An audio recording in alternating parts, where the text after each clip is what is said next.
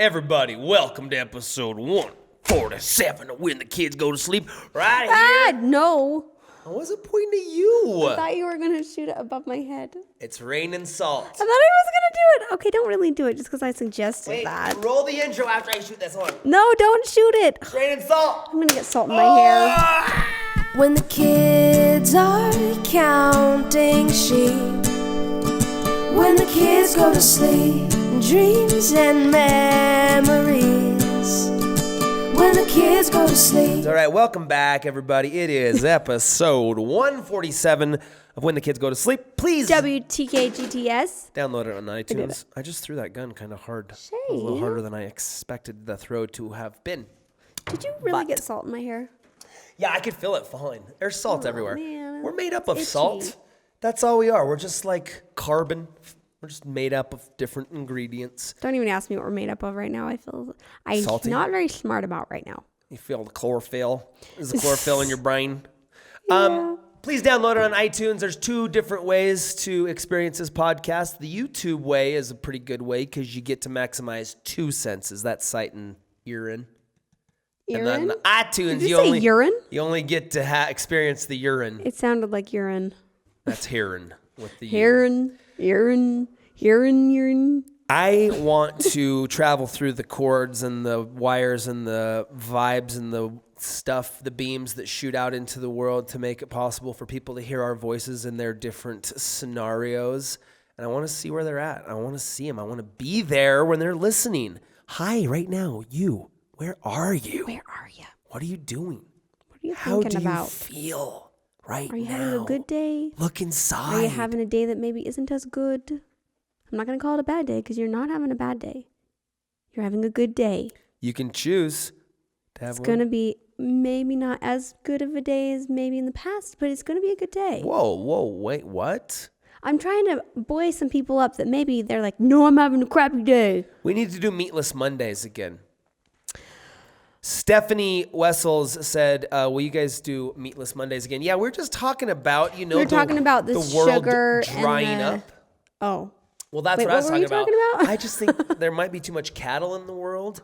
Oh, yeah. And the cattle, We have cattle. but 4 cows. they're free-range cows. They're just eating the grass. Yeah, but as they drink a nature lot of water intended. still. That's true, I guess.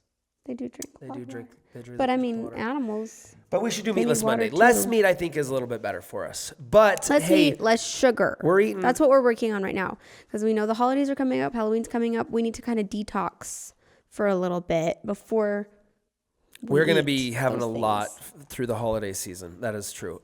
We are eating a lot more game meat. Casey has killed 2 antelope, and I think he got an elk. So we have a huge freezer full of meat Yes. that will probably feed both of our families for the next 3 months. So we don't really eat a ton of beef. I don't really know. I don't think I've tried it. Have I tried antelope? Yeah, you We have. eat a lot of Casey's, elk and he's made deer. antelope tacos before. Oh, yeah. Anyways. Can Meat. you imagine Meat. where we'll be in 10 years from now when I'm 45? As a society or as us? Us, our family. Oh. Gavin will be... That will be interesting. How old's He'll Gavin? be 21? He'll be 21. So if Gavin does go on a Mormon church mission, he'll have just come home and be looking for a woman. And be looking for a woman and some schooling, maybe. Or he'll do whatever he wants with his life. I don't care. Maybe not. But Maybe he'll be looking for a woman. hypothetically, if that's the world we're living in right now, 10 years from now, That would be about the time. Gavin will be ready to find a woman to marry.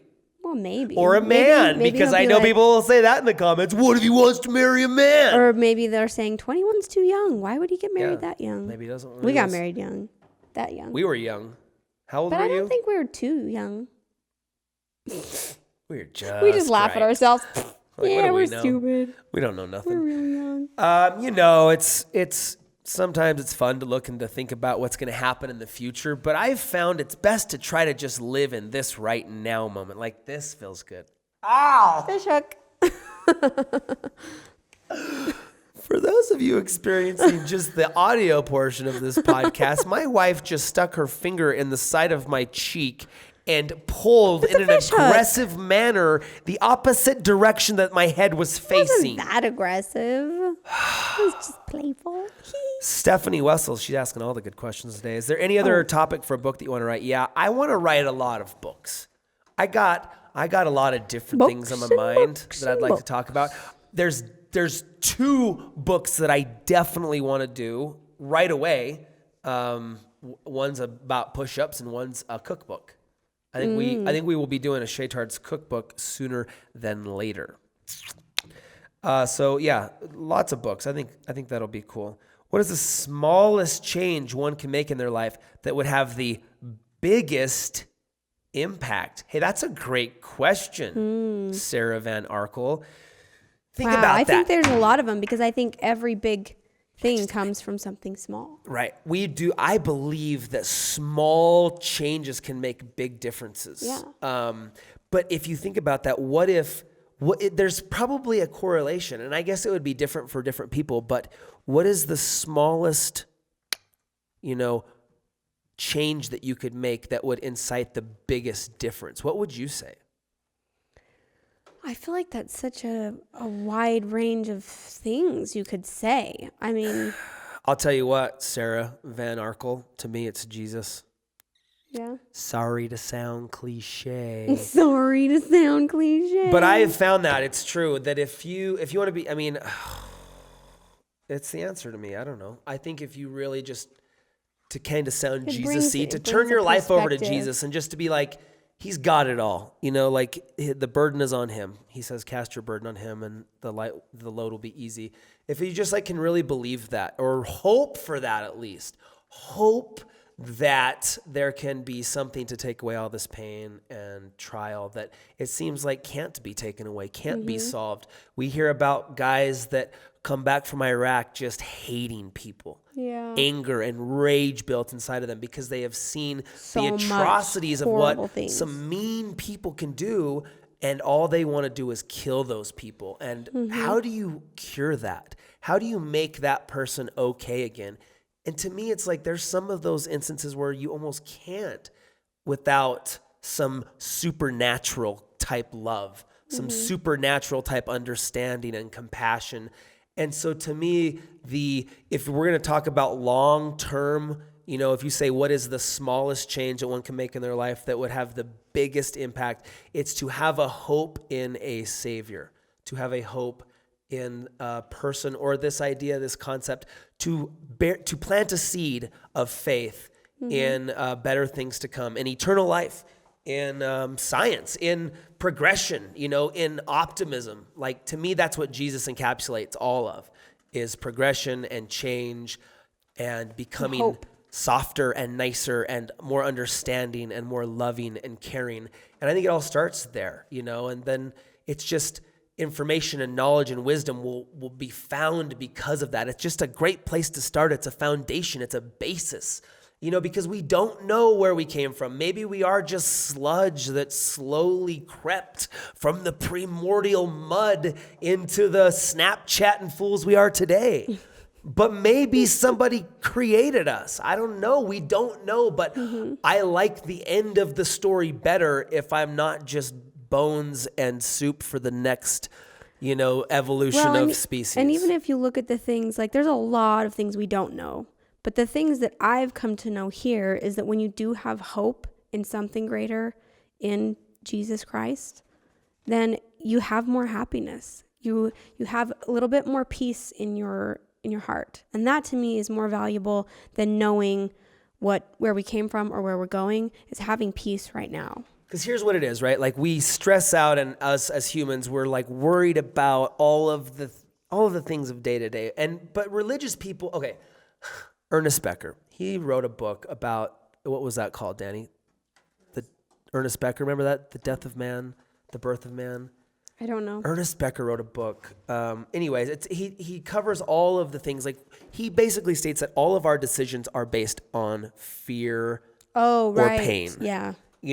We maybe as a species, as these humans, have invented religion. We have made up God because we have seen us dying. Make ourselves feel better. Yeah, we're like, man, grandma died. and I loved her and she's not coming back. And now it's like, oh, Dad just died. Like, think about the early people, right? Like, you know what I'm saying? Like, think about the first people who started seeing that we died. And what did they talk about? They're like, think about them pushing the dead body. Like, why aren't they awake? Why aren't they talking and eating like they usually did? And think about how they started to think about that and process that after 2 weeks when that person was not coming back. And then after they started to decay and they're like, wow, their body's rotting. They're definitely not coming back. That is not grandma. Like, that's a bag of gross worms. Ew, where's grandma? Like, that's like the first people that were seeing death. They're like, what's happening? And so then it's like almost denial of death. Ernest Becker wrote The Denial of Death. Thank you, Denny. That book talks about this, how maybe we like, well, where did they go? I don't know. Maybe they went to this other land. And that's why we take so much value in prophets. Men who have said that they have seen God, right? Like that, like we're taking their word for it. We're just hoping that there's some people through our history that have actually seen him and been to the other side. People that have died and have come back. And it's like, where any information that we can get about where did grandma go? Right? To me, that's religion. To me, that's like, where are we? Like, and I love, one of my favorite things to do is to read books about near-death experiences, just to see people that have kind of had a taste of what that's like. And listen, there's a lot of them. If you just go on the internet and you type in NDE, near-death experience, hundreds of stories come up of people saying, I died and this is what happened and now I'm back. And then it's like, how do we discount all of those stories? Are they all lies? Are all of these people making all of this up? Oh, no. I mean, they're all different, but there's many similarities in people's experiences. And that's the other thing too. People that don't know each other from different lands and places sharing similar stories. It's like, whoa, you experienced that? That's what I experienced. So there's like a little bit of, stability in these experiences these NDEers are having. What was the question? Jesus. What is the smallest change that one can make in their life that would have the biggest impact? Here's the thing. If Jesus and heaven and all that stuff exist and we do die, which guess what? Grandma ain't coming back because she's a bag of worms. We all die, right? Like, that's not changing. We know that. That's part of the equation. That's part of the science experiment that we could say that this is, right? Like, I don't see why people don't correlate science and religion more, right? If you believe in science and testing theories, test this theory. Plant a seed of faith. That's a scientific thing. A plant growing is science.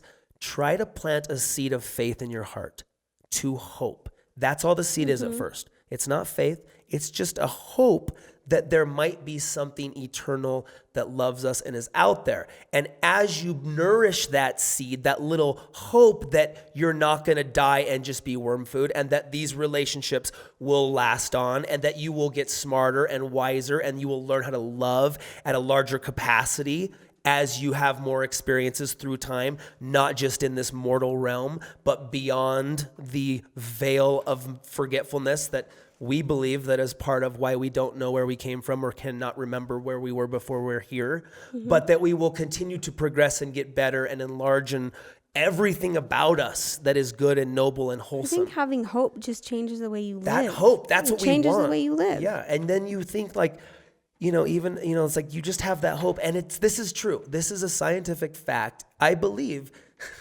if you try it, if you plant that seed of hope, it does get stronger and it does get easier to believe, and it does get easier to overcome the hard stuff. And that is the biggest change, right? As Ernest Becker said, we're all trying to avoid death and pain. As your seed of hope grows and as that faith grows, it's easier to overcome, to cope. With death and pain still happen, but it's like a secret drug. And everybody else, it's like it helps. It definitely helps. And they say ignorance is bliss, right? Like you could just tell yourself that lie that God exists to make yourself feel better, I guess. But I feel better. Yeah, I know. It's like if ignorance is bliss, then let me be ignorant because I'd rather be happy. So and if it makes other people happy, that's one thing I don't know why I keep thinking of it, but like small changes that you can do that will make a big impact. Like every decision you make every day has an impact on you and other people around you. Like I've heard stories where, some kid was walking down the hall thinking about how he was going to commit suicide. And then one person said something to him. Hey dude, like your shoes. And that, or you're just like, hey, I really appreciate when you did this. And then like that sparks like, oh, maybe I am important to somebody, like little things that you do and say every day have an impact, whether it's on you or somebody else. It will have an impact. That's why like, waking up in the morning, putting your running shoes on and going on a run, that's going to impact your whole day. Like every decision you make matters. Yep. Every decision you make matters. Don't ever think that, oh, this isn't hurting. It's only hurting me or I'm just doing this for me. Like it matters. It changes who you are. It changes who somebody else may be. Every decision you make. I guarantee you right now, there are kids at your school, people that maybe you don't know, but like you will walk past maybe on a daily basis or maybe a bi-weekly basis, that all you would have to do is say, hey, that's all you'd have to do. And I guarantee you would change and help somebody in a big way. Maybe even in like, I'm not going to kill myself anymore way, like you said. And that's all it would take. Not, hey, I appreciated this, or I really like your shoes. Just, hey, that's it.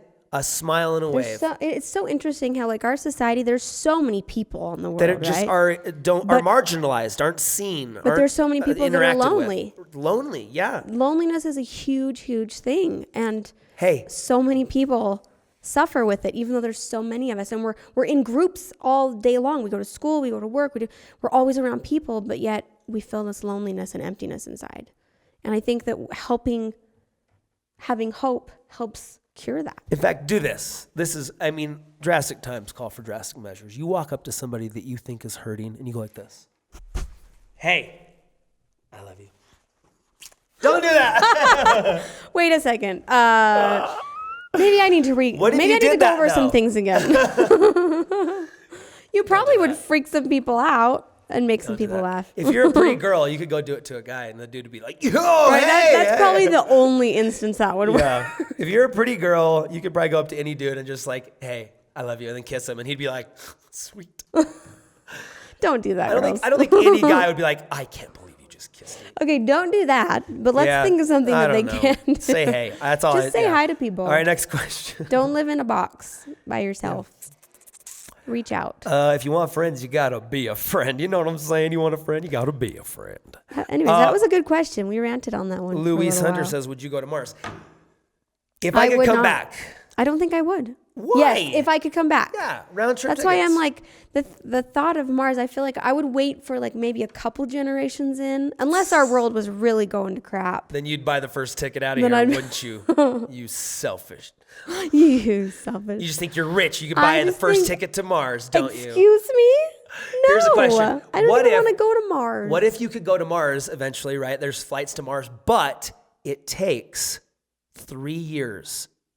It takes 1.5 years to get there, and then you can hang out in Mars for however long you want, and then it takes 1.5 years to get back. No. So just travel time alone, you're going to take 3 years off of your life. Would you go to Mars? I would be interested to see what other people's experiences were, but I don't think I'd want to go. So maybe it's like we're just going to go for the weekend, but I'll be back in 3 years and a weekend.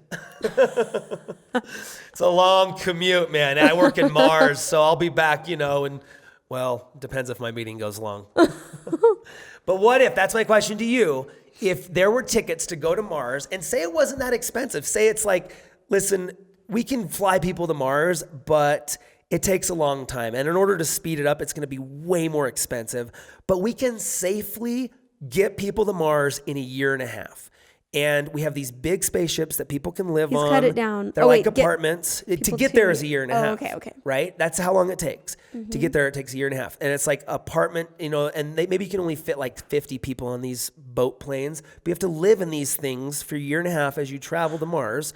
Then when you get to Mars, there's some hotels, get on Expedia, pick yourself your favorite. Sometimes I just love the way your mind works. And then when you want to fly back, it's another 1.5 years. So would you go to Mars to visit if it took 3 years? Would you? You would? Danny says Danny yes. would. Some people are saying like if they go to Mars, they're never going to come back. But good question. I would. That's like what we do when we're retired. Maybe. We'll go to Mars. I just want to stay here with our grandkids if we have any. Quit being such a baby. We'll teleport back. Oh, okay. By the time then, that's what I was going to say. Takes 1.5 years to get there. By the time we get there, they've figured out teleportating. That's what I say. Word? Yeah, teleportating? Anyways. Okay, if you could be God for one day, what would you do and why? Wow, that's a big... That is definitely not something I'd want to be. I'd make the local ski hill that's right by our house get more snow. That's what I'd do. You wouldn't like No, I want stop powder. war and corruption somehow. Yeah, they'll figure that out. I just want more See, snow but to ski I don't think that God can do that because he can't take away our choices. He can't take away agency. But I bet you can make a S ton of snow up on the mountain for He me. could. If I was him, that's what I'd do. An S ton of snow.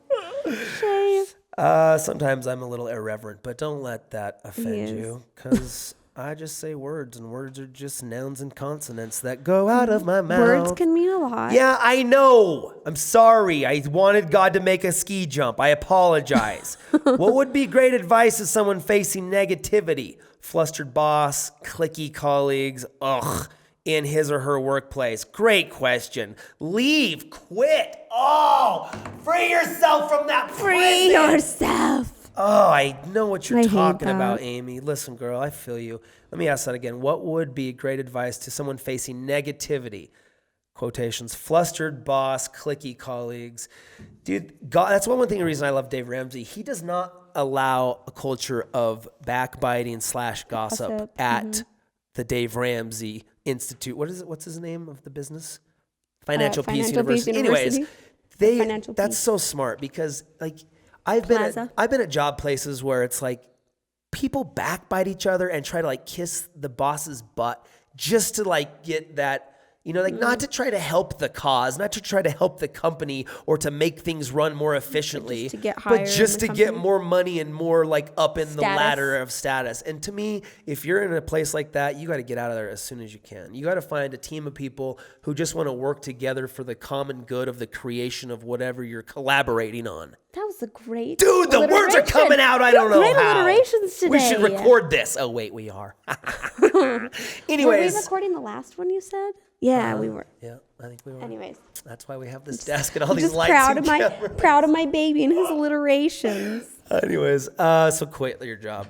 And don't talk to me about paying your bills. You'll figure it out. Go freaking deliver pizzas.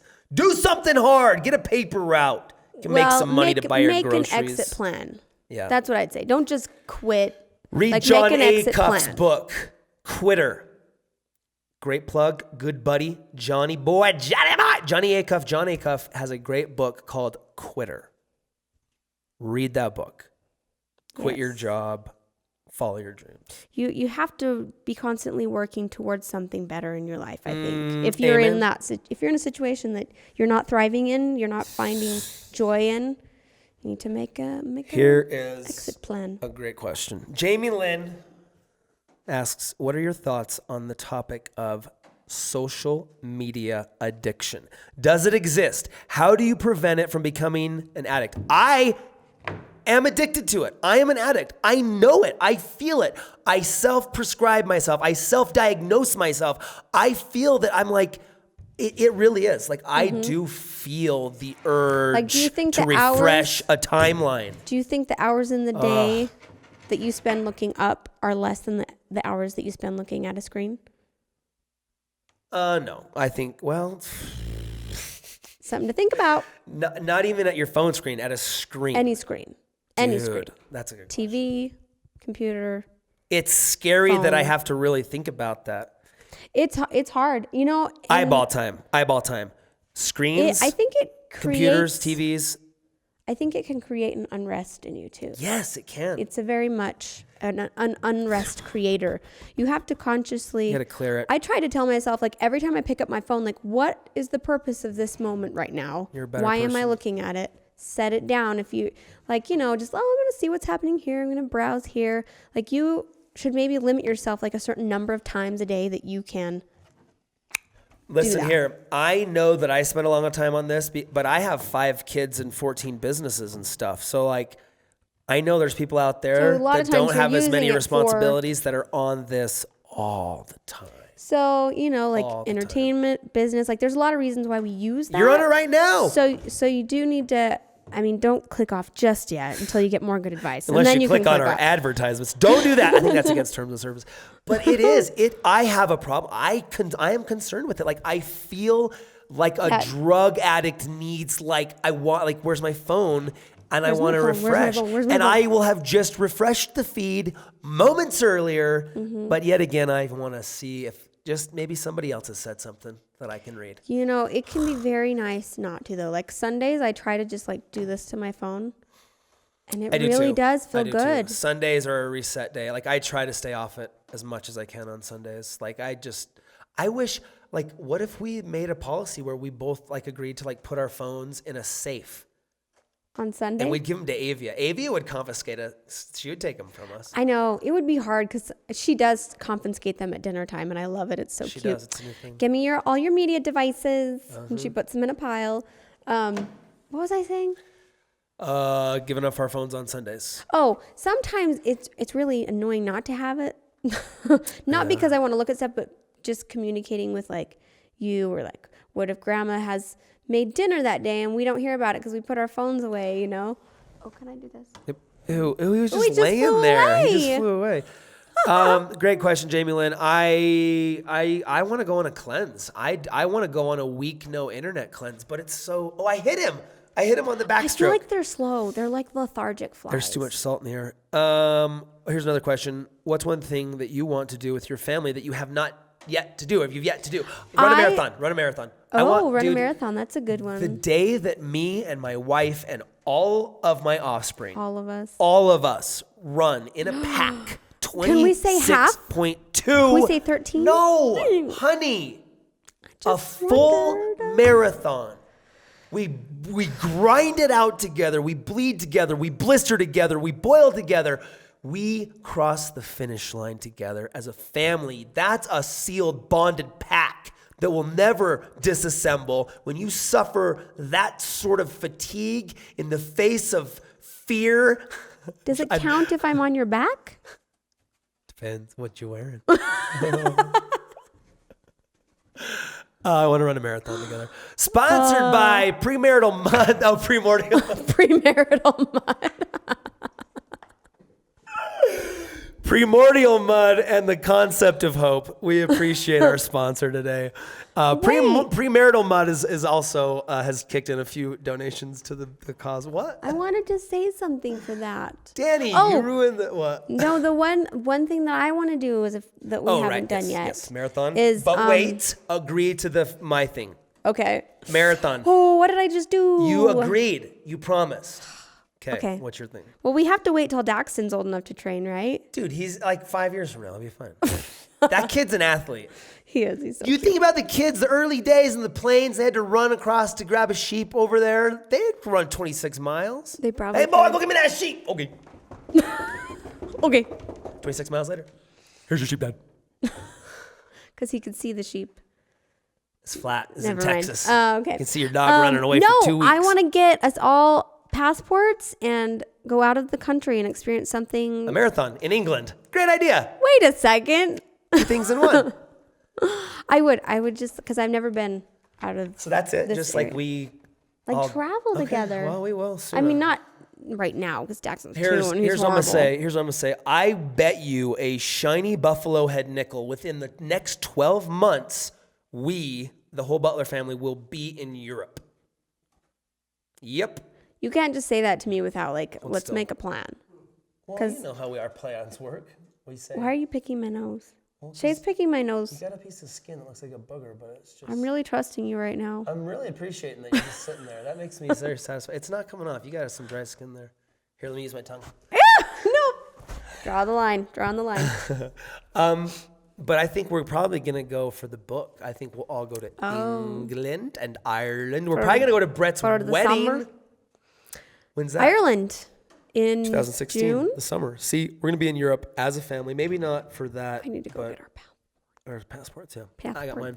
Okay, one more question, and then we're going to get out of here. That's what I'm saying. Go.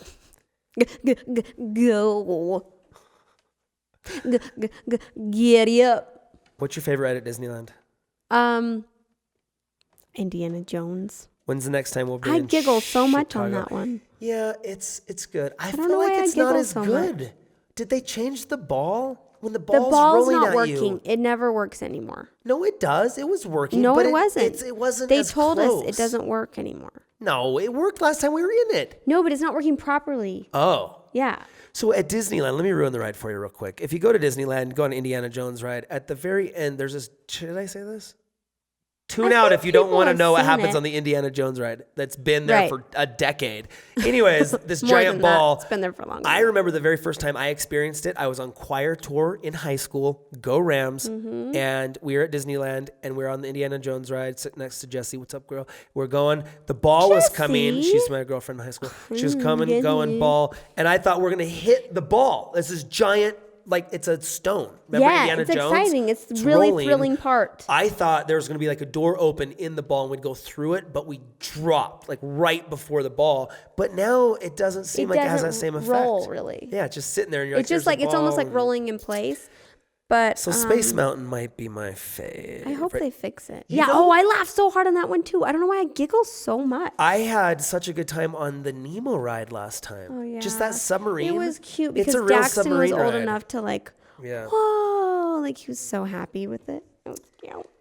Okay, one more question and then we're out of here. Thanks for listening. Please download the episode on iTunes. Thumbs up this video. What are you listening to these days? Love that Dana Richards song you had in one of the vlogs. Laura Lee, thank you. Music-wise, I am really into Imagine Dragons right now. Dude, why have I not listened to them before? Dan Reynolds, Mormon dude. So I feel like we kind of have a similar Mormon dude kind of faith-based background. I don't know what he believes, together. but I feel like, I was raised in the same culture as him. And so when I hear songs like Smoke and Mirrors, and I'm like, what's he talking about right there? When he's like, I just want to believe. I'm like, I feel like I know what he's talking about. And I feel like very connected to that. And then, of course, this song, dude, I work out to this song. Is that the gold one? I'm so sorry. Where's the gold Imagine one? Dragons. Gold, this is great.